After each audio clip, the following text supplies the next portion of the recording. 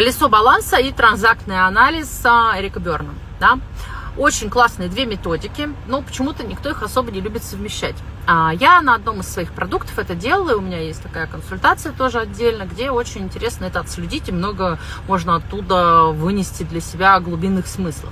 Мы берем, рисуем колесо баланса, подписываем сферы, ну, конечно же, ставим баллы, насколько вас эта сфера удовлетворяет. А также вы, погружаясь в каждую сферу, рассматривая ее, смотрите с точки зрения родитель, да, где вы в этой сфере, на сколько процентов вы из чувства долга делаете, из ответственности, взрослый, из того, что вы можете себе это позволить, и насколько вы ресурсно оцениваете свои возможности, и где вы действуете исключительно как ребенок, хочу, не могу.